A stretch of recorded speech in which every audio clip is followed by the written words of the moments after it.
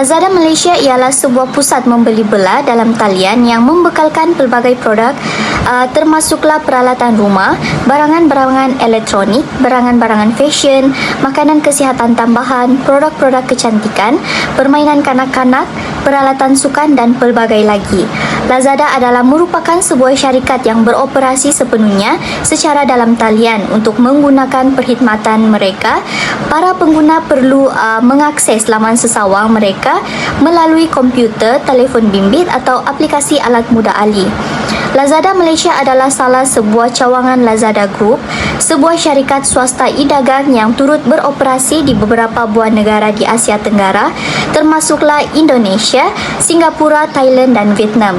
Bermula pada tahun 2013, Lazada Malaysia telah diiktiraf sebagai pusat membeli belah dalam talian terbesar di Malaysia. Permasalahan yang wujud lazimnya berpunca daripada kelemahan komunikasi yang berlaku antara pihak pengurusan, pekerja dan juga orang awam. Isu pertama yang dapat dikenal pasti adalah pihak pengurusan tidak berkomunikasi secara efektif dengan pekerja di mana mereka tidak menjadi pendengar yang aktif bagi mendengar pendapat ataupun aduan daripada pekerja. Keduanya, pihak pengurusan juga melanggar hak pekerja di mana mereka mengedarkan notis makluman tentang kontrak baru dalam tempoh yang singkat di mana notis tersebut berkuat kuasa pada keesokan hari selepas notis tersebut dikeluarkan. Perkara ini menyebabkan ramai pekerja yang terkesan. Seterusnya, isu kelemahan dalam berunding. Pihak pengurusan tidak berunding dengan pekerja untuk mencapai win-win situation. Pihak pengurusan juga tidak cakna dengan kemunculan isu penipuan ataupun skema dan tidak mengambil tindakan segera untuk menangani isu tersebut. Isu pertama yang dapat dikenal pasti berlaku dalam platform Lazada adalah penindasan dalam kalangan pekerja penghantar barang. Perkara ini berlaku setelah mereka mendapatkan kontrak pengurusan Lazada baru. Pihak pengurusan Lazada telah pun membuat penindasan itu dengan cara memasukkan bayaran gaji pokok sebanyak RM180 sehari. Tindakan pihak pengurusan tersebut memberi kesan kepada pekerja. Mereka tidak dapat membuat bayaran pinjaman van kepada pihak bank. Perkara ini menyebabkan pekerja tidak berpuas hati dengan pihak pengurusan Lazada ini. Isu kedua adalah sindiket penipuan. Penipuan pertama dapat dibuktikan iaitu terdapat sesetengah individu yang menyamar sebagai ejen pekerja Lazada. Penipuan kedua adalah dari segi jual beli. Pelanggan tidak menerima barangan yang dibeli oleh pihak Lazada. Perkara ini memberi kesan kepada imej dan pengurusan Lazada. Berkaitan analisis yang dapat dibuat melalui isu yang wujud adalah isu penindasan dan sindiket penipuan, iaitu telah memberi kesan negatif kepada pihak pengurusan Lazada dan juga pekerja itu sendiri. Melalui isu ini, ia berpunca daripada pihak Lazada yang tidak menguruskan sistem pengurusan secara sistematik. Dalam setiap organisasi memerlukan pengurusan yang mampan agar tidak memberi kesan yang negatif terhadap organisasi itu sendiri. Hal ini demikian perlu kembali kepada asas dalam pengurusan komunikasi itu untuk memulihkan keadaan seperti sebelumnya. Baiklah, seterusnya saya akan sambung mengenai pembentangan langkah penyelesaian ataupun cadangan dalam isu Lazada yang berlaku.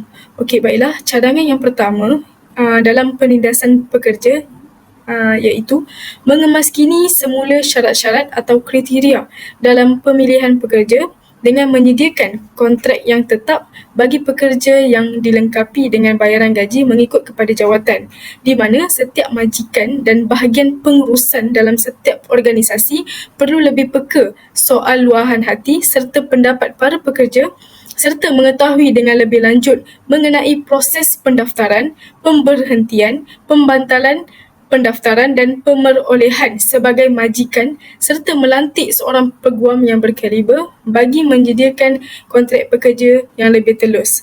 Jadi, ini menunjukkan komunikasi mengurus di bawah pengawalan. Baiklah, untuk langkah ataupun cadangan yang kedua bagi menyelesaikan isu Lazada, iaitu penjenamaan semula bahagian logistik di Lazada bagi isu penipuan ataupun skema.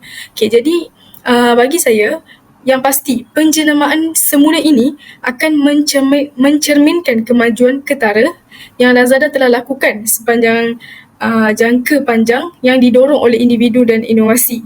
Di samping itu, Lazada Logistik turut boleh memperkenalkan perkhidmatan yang dikenali sebagai logistik berbilang saluran iaitu MCL yang menawarkan penyelesaian pemenuhan stok tunggal untuk membolehkan jenama dan pengendali platform e-dagang memenuhi pesanan dengan lancar merentas semua saluran e-dagang. Jadi ini menunjukkan topik di bawah komunikasi pengurusan berkaitan dengan garis panduan etika dalam bab 10.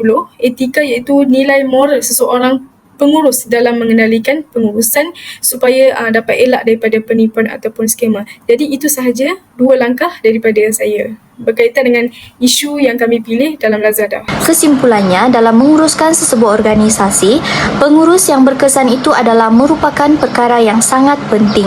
Untuk mendapatkan pengurusan yang berkesan, pengurus mempunyai peranan yang sangat penting dalam memastikan tugas pekerja di dalam organisasi dilaksanakan dengan baik dan menepati setiap objektif atau matlamat yang telah ditentukan dalam organisasi, iaitu Lazada, dan bagi mendapatkan pengurusan yang berkesan.